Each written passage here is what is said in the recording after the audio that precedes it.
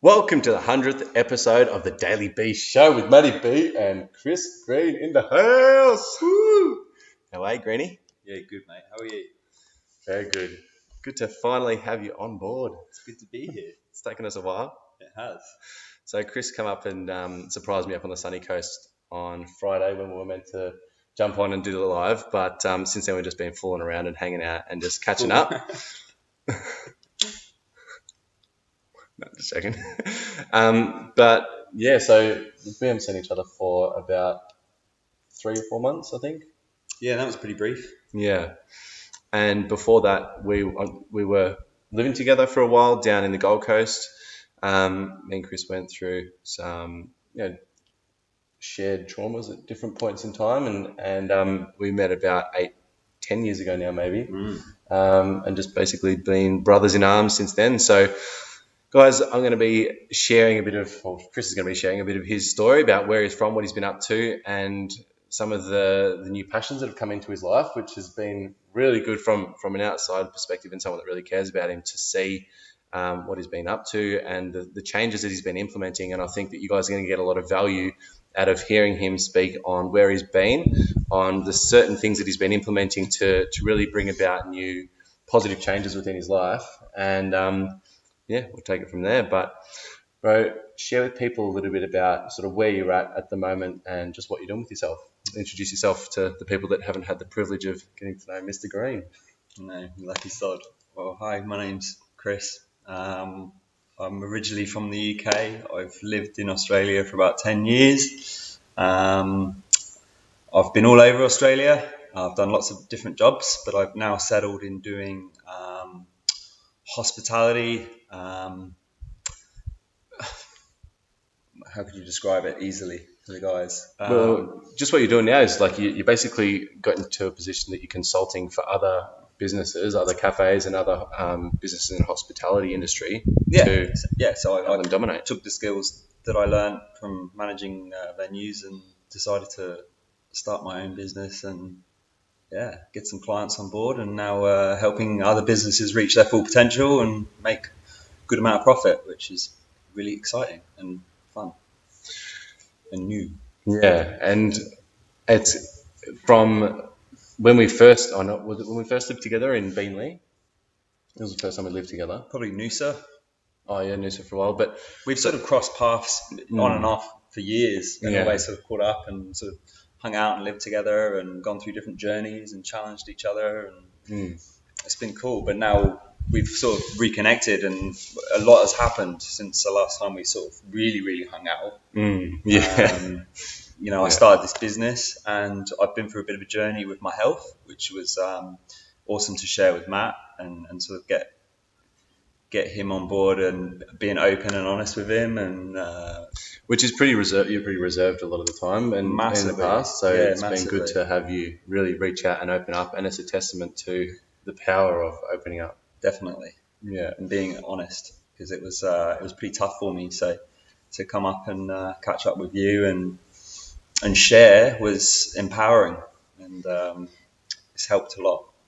So, guys, the reason I'm looking down is I'm just watching my phone and looking at us on here to see if it is coming through okay, but I can see that it's a little bit jumpy, so just let us know if you can hear us okay, and how it's going on your end.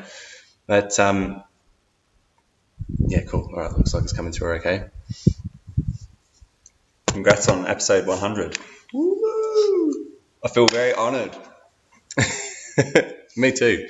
And so let's go back to, I guess, you grew up in England and you had a pretty full-on upbringing, and it's something that you've shared with me in part over time. Yeah, definitely. Well, yeah, I mean, every story is, there's lots of stories come up, but I guess everyone has a story. Mine was growing up in the UK, being looked after by the state, so no family, sort of moving around a lot, different sort of homes and care homes and orphanages and whatnot, sort of breaking free from that yoke of being quite suppressed as a youngster, and managing to break out of the UK and travel and earn good money and find out who I actually really was, instead of what I was sort of set up to be, so to speak. And once I got out of the UK, I really sort of started to challenge myself and reach my full potential. But the UK was probably, I mean, I've shared 100 stories with you, but it was a difficult upbringing, but also massively empowering because I had to learn a lot of skills at a very early age about being independent, being resilient, but also that came with a lot of problems, a lot of things, a lot of attitude issues, and Be raw, man. Share the pretty, depths of how fucked it was, and the depths of the little. Oh, you're allowed to swear? Yeah. Oh, wow. We can Change everything. Yeah, say what you need to say. But like paint the picture of the depths that it was that you felt and the things that you experienced back then, because the picture that you paint when you tell me the stories of back then compared to the Chris that I know now, it's so far removed. Yeah, you know what I mean? So well, sort of like, we start at the beginning, I guess, but my earliest memories are always being moved around, and I'm not quite sure how old I was. I guess maybe 6 or 7, maybe 8. Moving around a lot, being sort of shoved into different homes with lots of kids, sort of having no consistency, no real, solid peers, and it made me very angry. Made me have a lot of questions that are still to this day unanswered. questions such as, where do I come from? Who am I? Why? Why have I been left? And why am I in this situation instead of having a loving, caring home with, Christmas and birthdays and things like that I saw every other kid having, but, it wasn't what I was sort of, used to. And I became quite jealous, hateful, angry. So I took that out in the world, and from probably that age to sort of getting out of teens, I was still that person. I was still very angry. I was confrontational, especially with anybody in a authoritarian role. Yeah, and that's school. Being cared for. Anybody really, the government. It was. I just didn't want to. I couldn't really toe the line or cooperate. We spoke yesterday about the level of violence that you received, and then that being transmitted and passed on to your peers. Can you speak? Yeah, we did. Yeah, we touched on that yesterday. Yeah. Hey, that was interesting. So, I mean, I guess growing up in the UK in the system in the 90s was probably very different from what it is now, and I think there was an influx of kids during the 90s. And I think the standards were pretty appalling. I think we all got sort of tarnished with the same brush, so to speak, and sort of just, money wasn't very good. So, people the carers that were supposed to look after us, some of them were quite abusive. Some of them weren't, very, I guess you'd call thoroughly checked to be able to do the role, fulfill the role. And I copped a lot of it because of who I was as a kid, because I was, gobby and rude, naughty, always getting into mischief. So, I mean, a bit of physical abuse, a bit of mental as well. Lots of, being things like locked in a room for days on end on my own, that's one thing I always remember, and being smacked about quite often, ending up in the hospital a few times. Sucked. It was horrible, but it made me very resilient. Made me, I think, I don't know. Grateful, appreciative. I think the characteristics that I recognise now are just such a deep gratitude for the things you do have. Yeah. Such willingness to work hard and maintain what you've got, and to continue to build just a better life for not just yourself, but the people that you care about and the people around you. Yep, and to make sure that nothing like that happens to other people as well. It's just this deep empathy for all other human beings. Yeah, definitely. Yeah, all those things. and powerful as well, like powerful emotions that I have about it. And I get quite emotional when I talk about it, and I do want to change the world. I really do, especially with the but I've never been able to do it on this kind of format. So it's exciting to be able to talk to people and share it, which is awesome. Yeah, and I feel privileged to have created a space and to be able to hold that for you as Yeah. well, because it is really powerful. And there's so many people that struggle with just seemingly such a lesser extent of experiences they're going through, and don't know the path out of it. But when you come across people like yourself that have gone through some pretty harrowing experiences and see the end result of where you're at now, like, it really is inspiring for whatever path you're on, really, to just give you that belief that whatever's going on, you can push through it. There is answers. There is light at the end of the tunnel. Absolutely. I think I'm very oblivious to the fact of what I went through. I mean, it's not, I don't think about it on a day-to-day basis. And because I grew up around kids that were going through the same thing, I became very oblivious to the fact that it wasn't the norm, or, it shouldn't have really happened. Yeah. So, I mean, it was good times as well. I was adopted at about 8 years old, 9 years old, for a couple of years. And it was good to start off with support, and it was a lot of learning for me, and it didn't work out in the end. About 12 or 13, I sort of moved out with friends and got looked after by the government, and had a sort of caseworker checked up on me, and I still went to school. I took myself to college. I had jobs. I worked really hard, because I think my goal was always to leave the UK, or was always get out and explore this big wide world. And I was lucky enough, and I had the work ethic to work my butt off in things like factories, mainly, doing 12-hour shifts, and then they would sort of offer me another 12-hour shift, and I would say, yep, definitely, to earn money to get a flight and go and see the big wide world. And that was something that changed me, I think, completely. Opened my eyes to what Getting the out world of really is, and Yeah. experienced that. I was angry and all these things, but people were suffering in ways that I never even could comprehend. And The story of when you went to Africa, that I mean, that was a school trip. Yeah. That was a pretty Can you share incredible that? experience. So it was like a partnership with the school that I was in at the time, and a school in Zambia. And I was very lucky and very fortunate to be able to go over there and see how they lived, and share their experience, and make some really amazing connections with people as well, which was still, I was very young, but I think I remember specifically thinking this is going to be with me for the rest of my life. And I'd recommend it to absolutely everybody, Yeah. because I think it changes your DNA. It really does. It changes everything about you to see people that are in a third world nation, that they are so generous and so giving. And we live in Australia, very fortunate enough, and I think people miss that. People aren't appreciative, and they're not very giving. And over there, they give you anything Yeah. straight off the bat.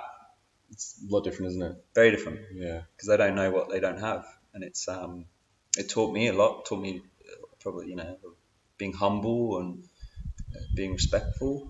It was an eye opener, to say the least. But every country was. I was lucky enough to sort of go to America and Europe, and do a lot of traveling and seeing a lot of different cultures and ethnicities and religion, and it just blew my mind. I would say that it's probably the best thing that I ever did.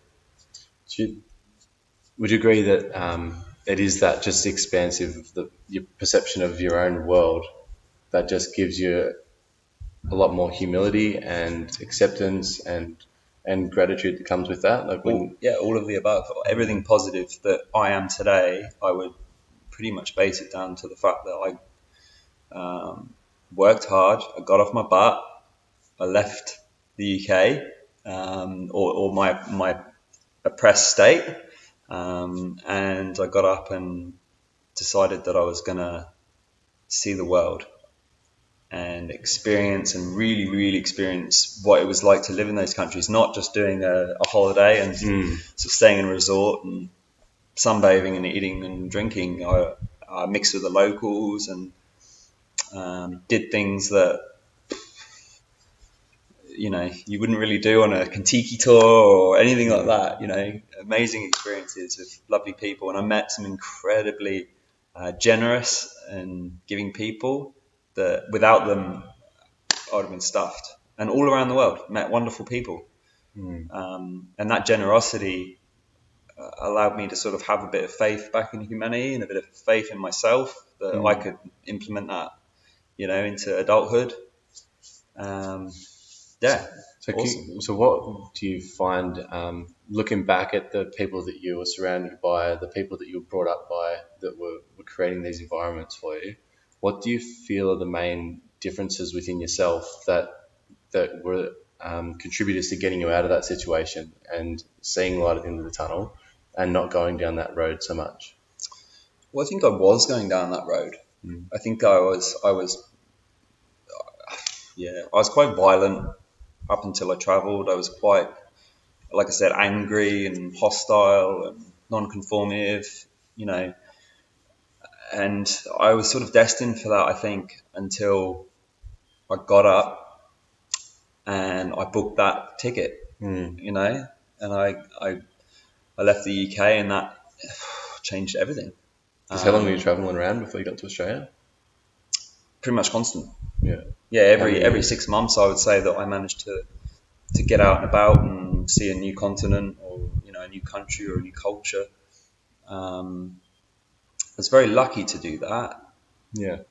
But I was also intelligent enough to do it the right way. Being. Well, I didn't. I looked at everyone having holidays and going abroad, going, "Oh, I went to this place and it was amazing. I drank piss and got fat for 2 weeks and sat in the sun." I didn't want that.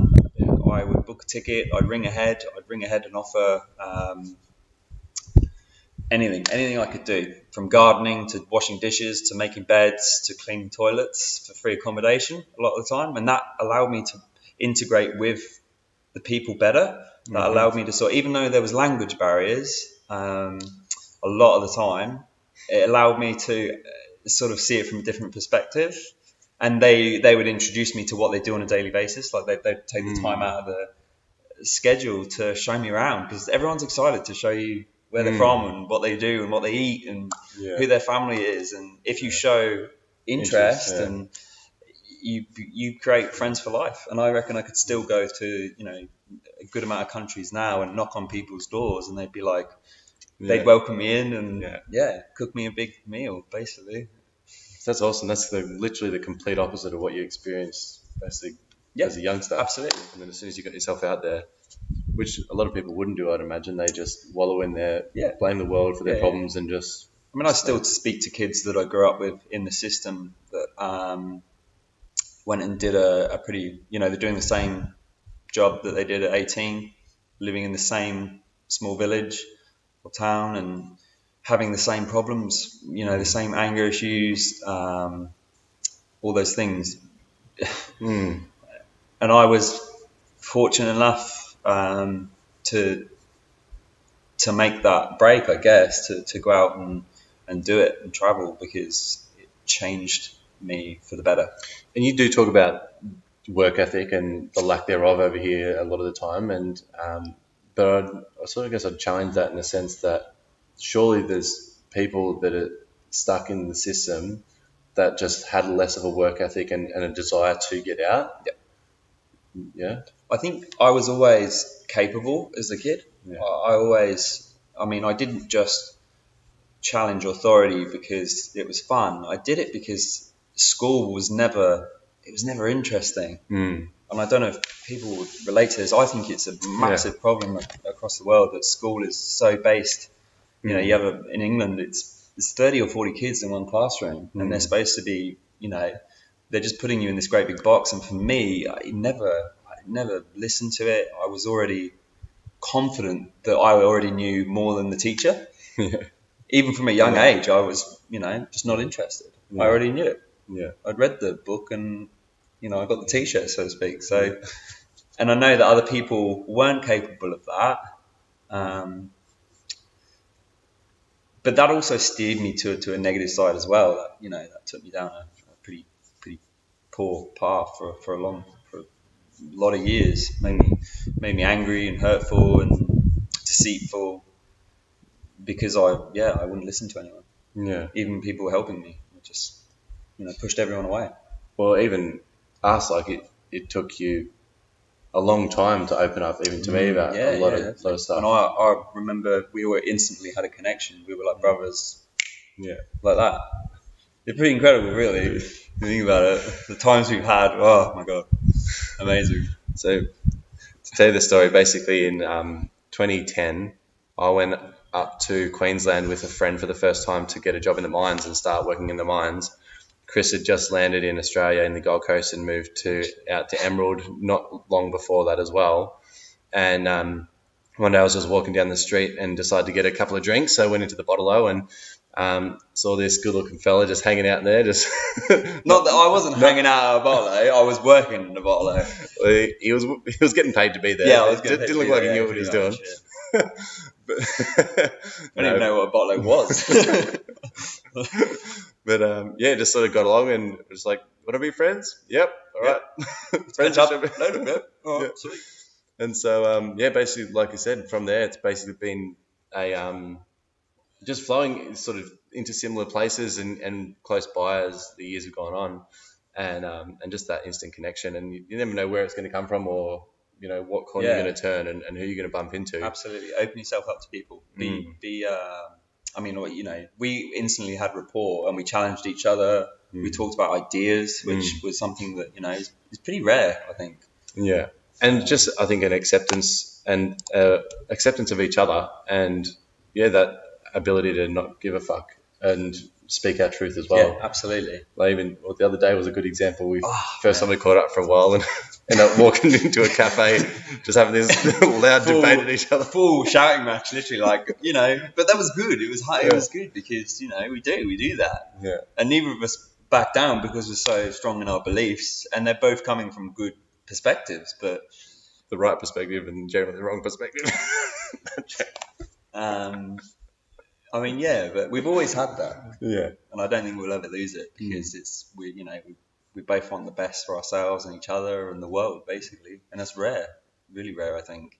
A lot of people try and manage their social network and get so caught up in people that do want to do this or don't want to do that, or make them feel like this, make them feel like that. And I think when you come across people that are your people, there's just this ease and bliss and effortlessness, and just knowing that you are so comfortable within yourself around this person that you can be yourself and be honest. That's because people aren't a lot of the time. No, it's survival. It's all about their survival. They're trying to be included, be accepted, be loved. But when you know that you don't need to do anything other than be your honest, authentic self, it's pretty fucking sweet. It's really good. So on where you are now as well, you've been challenged immensely in a numerous amount of ways, but more recently you've gone through a pretty heavy challenge with your health, which has gotten you onto a new path. And I'd like to share that with the crew and a little bit about what you've been through and where it's taken you. So a couple years ago, I was diagnosed with an autoimmune disease called Crohn's. Some people might know what that is, but some people might not. So it's a inflammation, ulcerative through your digestive tract. It's pretty horrible. These are some pretty horrible symptoms. It's survivable, livable, but if you don't know how to treat it, I guess it can be pretty bad, pretty shit. You're always in pain. And I'm stubborn and proud, so even though I had symptoms for many, many years, and I sort of always ignored it. I never listened to doctors. I'm not a big fan of doctors. So when I did get diagnosed, finally, I thought, okay, I'm not well. I'm going to have to take a step back, and I did. And the journey from there has been not easy. Flitting from doctor to doctor, being prescribed huge amounts of medicine, from steroids to anti-inflammatory to pain medication. Now this has been going on for 2 years, and it sucked. It really did. I was self-medicating for a little while With what? because marijuana for the pain, anything. But also, having horrific side effects from this medication as well. These doctors, my impression from the doctors, I never really got that many good impressions, and they were very quick to sort of give me a prescription and send me on my way, which it covered symptoms, but it would usually create other symptoms. I find it offensive almost. More and more I've been going to the doctors the last probably 4 to 5 years. Each time I've decided to go there for whatever's come up, each time I feel more and more offended in the lack of, I don't know, just care. Now I'm not saying don't go to doctors. Do go to doctors, because it's important to, because you can at least find out what's happening. For years I didn't, and I think that made it all the more worse when I did find out. But yeah, sort of flipping from doctor to doctor and not really finding a solution, and actually getting more ill, really. So good for diagnosing, not so necessarily the best for treating. No, yeah, definitely. Experience, yeah. I mean, everyone's different, and I guess there are people out there with Crohn's disease that have amazing, healthy lives. Elite athletes have it. You know what I mean? So there was always hope, but the experiences I had for nearly 2 years were pretty negative. Yeah, really, really negative. Yeah. Sort of moving from gastroenterologists, which are like tummy experts, to the next, and still not having any success. I think that's the biggest word I've heard you say. What? Gastroenterologist. Gastroenterologist. Yeah, I became very savvy with all the knowledge that I learned. What they consider knowledge, I guess. But probably about 3 months ago, I was ready to die, basically. I'd given up. I had all of this for the first time 2 days ago. And I became a hermit. I stayed in bed for about a year. I shut myself off from the world. Got very overweight, very unhappy, very depressed, very, very, very unhealthy. Why didn't you reach out at that point for help? Why didn't you ask for help, do you think? Stubbornness, pride, and exhaustion. I think I'd pretty much given up. A few times, being rushed to hospital and just thinking, this is it, this is the end. I'm out. The pain was so bad at times, like it was. Yeah, I was ready to give up. And for anyone going through this similar thing, don't, because there is good news. I got through it, and it was a massive shift in my thought process that allowed me to be sat here now reasonably healthy and happy. Massively. And can you relate to not seeing the light at the end of the tunnel, obviously? And oh, mate. I mean, I've never suffered with depression, so to speak. But I was, pretty suicidal. I mean, I thought about it a few times, but I was never, I was willing to go through with it. And that was probably guilt for people like yourself, because I didn't open up. I never spoke to you or any other people that I would consider my close family or friends.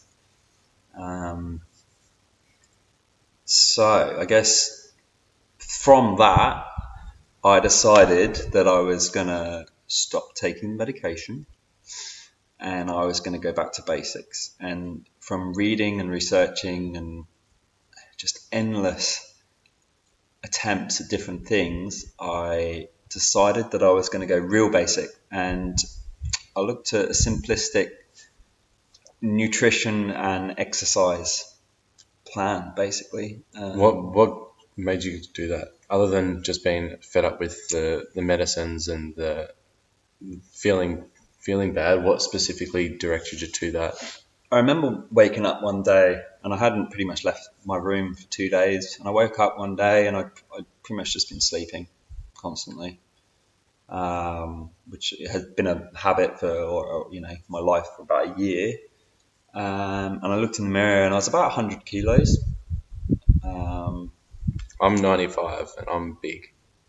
And I'm only 6 foot, so 100 kilos is I'm 6'3". big. Yeah. I'm now about 80 kilos, and that's happened in just over 3 months, which is a lot. And that was at my worst.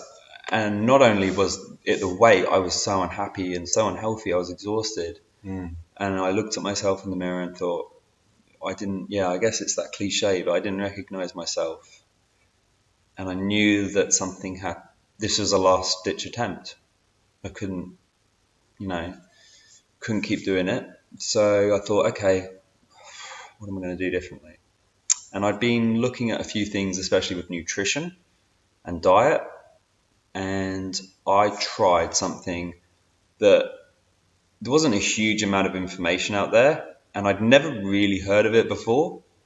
But it's a keto diet, which essentially means zero carbs or a very small amount of carbohydrates. Carbohydrates are wheat, grains, sugar, basically. And I was really strict on it. I became infatuated with getting up, moving, and giving my body the nutrients that I felt were helping. And Were you helped along this with anyone? Like, did you have any mentors that were sort of guiding you? Online, there are YouTube channels. There was online sort of blogs that I sort of spoke to a few people, but not really. It was really a self. What got you so sure and so committed to that? Like, there's so many different things. There's like the paleo diet. There's this diet, that diet, this that. Like, what got you so committed and had you having so much faith? I guess there was a few things. There was some YouTubes and some people that have suffered from things like ulcerative colitis that were having amazing results from trying this diet. And I'm very skeptical usually about that sort of thing, but I was ready to give up. Yeah, and I am. I'm super skeptical about everything, but a lot of people with there's people that are suffering with IBS and ulcerative colitis and all these types of things. And the keto diet is described as very anti-inflammatory, which is naturally something that I suffered with, and I was aware of. Big star. And it was described as that and sort of sold as that. So I thought, okay, well, you know what? I need to give this a go. And I stuck with it for a good amount of time. And the results that I had were, needless to say, pretty incredible. I mean, you saw me before, and when I rocked up on Friday. Yeah.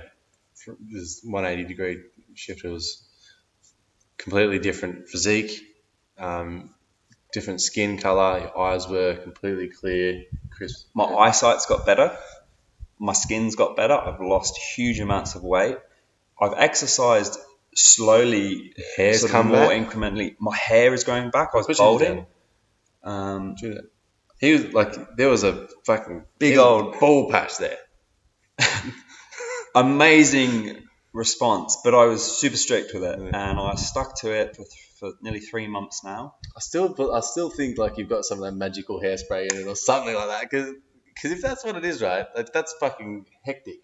And I don't let know. alone Like, everything remember, else this is is. going I'm trying to be saying that everybody's different. Okay, if someone wants to go out and try this, do your research. It might not work for you, but for me, it had huge benefits. And Yeah. I did a big health test prior to trying, and about 2 weeks ago, I had another health check, a full health check. Put myself in the hospital, and everything had improved. So I'm talking 50% of the inflammation had gone. I'd obviously lost huge amounts of weight. Mm-hmm. My psyche was better. I was clearer. I was more alert. He did gain an English accent. He used to speak like an Aussie. And this allowed me to. Well, I mean, the results were instant. I lost kilos within the first.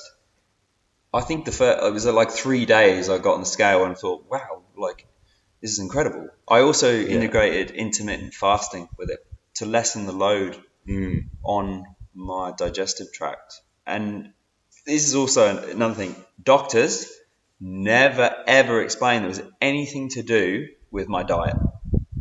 Specifically said it was nothing to do with So it. if you Google Crohn's disease, I think maybe the eighth topic or the eighth link will specifically say it is nothing to do with your diet.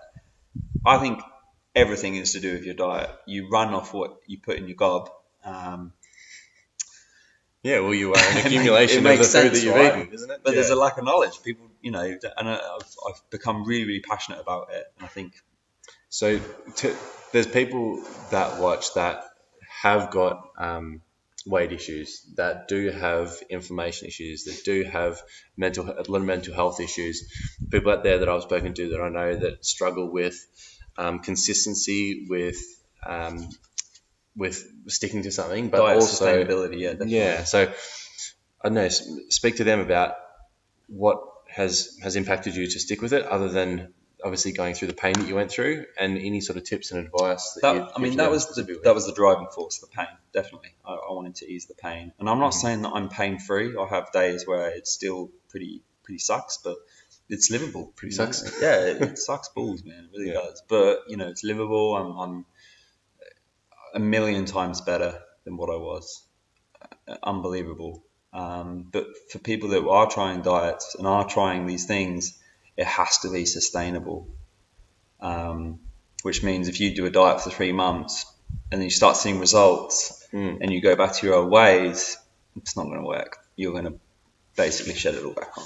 But the things that interested me was the basics of it. So I found that sugar and carbohydrates were the FDA in America did a pretty limited bit of research in the 70s, and they decided that fat was bad and carbs were good, which is not really what our ancestors did for thousands of years. And they decided to push carbohydrates on America, and other countries followed suit. Yeah. And what happened was type 2 diabetes rocked up, obesity rocked up, everything rocked up, heart disease. So what I deciphered from that was that humans aren't really supposed to run off carbohydrates. And all the research you've been doing. I mean, it's very complex, and there is a lack of study on it, and there is a lack of research. And I think the more that people are aware of it, the more it will come into the limelight, and the more it will be used as a tool. Because the experience I've had doing this, it's brought me back to life. Yeah. And literally, I think that it will work for a lot of people out there.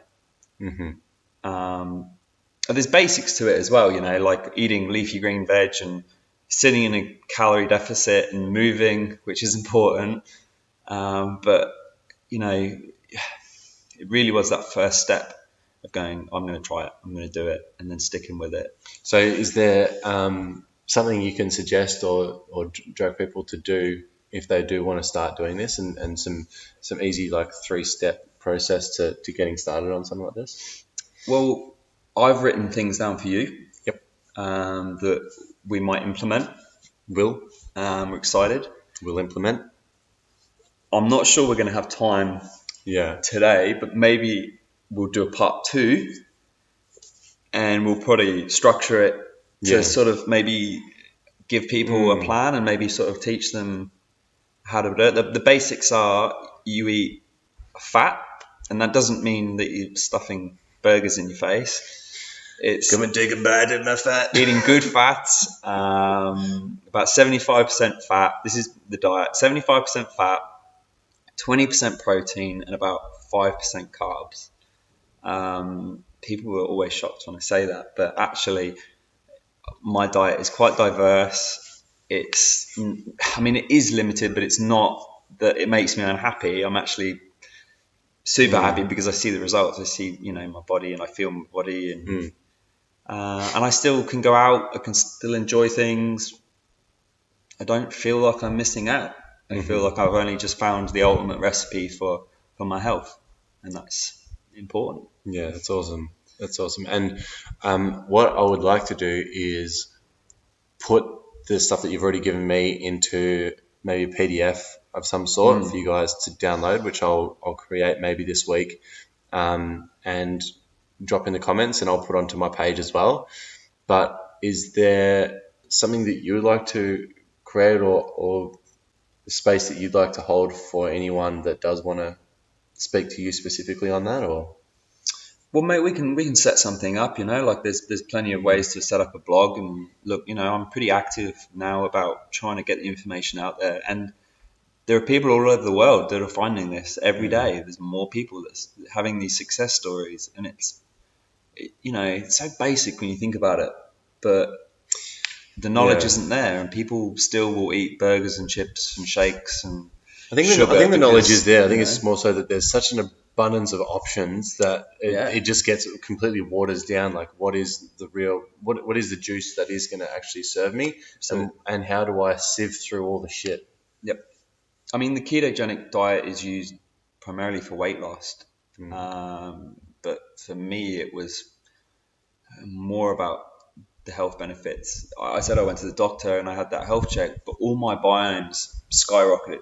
What biomes? So everything that you're made of, all the good stuff and the bad stuff and everything else, I had that check before I did the diet, and I was very low in a lot of sort of base minerals, and I was pretty depleted. I was not very well, and 3 months, I was healthy. Yeah, that's craziness. And there's been sacrifice in that time, and there's been a lot of hard work and a lot of consistency. Well, considering you were thinking 3 months, and I've lived with symptoms for 10 years. Yeah, that's it. And considering you're contemplating throwing it all away. And I think a lot of that was the medication. So I'm super anti a lot of the medication that I had, and maybe we can write that stuff down as well. Share it. It's like antidepressives. What sort of things was it? Well, I mean, it was sort of they'd give you one thing for anti-inflammatory, but then it would make you paranoid or depressed. So they'd give you something for depression, but that would lead to more stomach problems. And then they'd give you something for that, and you'd make you hold water weight, so you just get really big and fat and healthy. And really big and fat. Oh my God, there were just so many things that you'd have, and then you'd have a symptom from that, and then you'd go back to the doctor and they'd give you something else, and you'd be like, I'm not supposed to be taking 5 or 6 pills a day, or and then some, and none of them were working. None of them were making me feel any better. If anything, I'm just getting worse. Yeah, fuck that. Yeah. But I feel like I found the ultimate formula for me personally, and it might help with a lot of people. Well, definitely. I can't see how it wouldn't. If there's one thing you'd like to leave people with, a thought, an action, something, what would you like to say to those that are watching or listening? Well, what did I say to you when I rocked up the other day? Well, which part? We spoke for hours. So we're never short of talking about things that we're just sort of trying and doing. But that was the secret, that bad. I've always been pretty motivated. I've always been like had a good work ethic, but I think recently, especially in even the last month, I've been writing things down. So that's like anything to like exercise, to work, to what I want to eat, to what I want to achieve, short term, long term. I write it all down. And instead of just keep looking at the list and wanting to do it, I do it. Which is, it sounds really simple, but it's massive. People are wanting to do things all around the world, but they're not. They're just procrastinating on it. They're sitting there thinking and overthinking it and overthinking it. The wanners and the gunners. But you just got to do it. You just got to start. You simply just got to get dressed and walk out the door. Don't worry about how.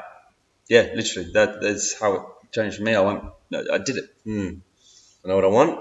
I don't know how the fuck it's going to happen, but I know I'm going to get it. So I just keep walking. Just keep swimming. And there's so many times in my life where I can sort of relate to that as well, like the doing part of leaving the UK and the doing part of wanting my residency in Australia. And yeah, it's weird. You go through these cycles of being pretty cruisy and just sort of existing, and then there's other times where you thrive. But I think when you thrive, you're doing.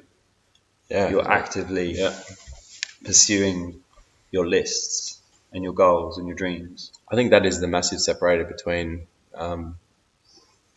so many people. Is just so many people complain and dream and talk, but there's actually a saying that I love. There's a lot of people that are willing to give good advice, not many people leading a good example. So yeah, taking that first step, just taking a step forwards. Advice is a form of nostalgia, but be careful with who you listen to, and be careful with giving it out as well. It's pretty powerful. Fuck yeah. Well, mate, thanks for joining me. Thanks for having me, mate. Always a pleasure. Never a chore. Obviously not for me. Terrific. 100 episodes of the Daily Bee. Woo! Thanks, guys, for hanging out with me, for getting to triple figures. I've been having a bit of a block getting to the 100th for some reason. It took me about 3 months to get to 95 episodes. Oh, really? And about 3 months to get to 100. Now we're here. Now the next 100 are going to come real easy.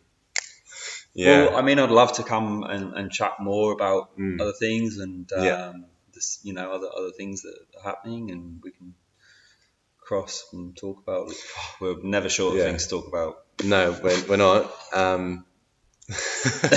Literally never short of things to talk about. But yeah, 100%. I'm going to be filling up my diary with more people and more guests, and just getting a lot more people of all sorts of walks of life on here to share with you guys. Because again, I'm just having the most amazing conversations with the most amazing people, always meeting new and amazing folks. So I'm going to bring them to you as much as possible. So amazing, mate.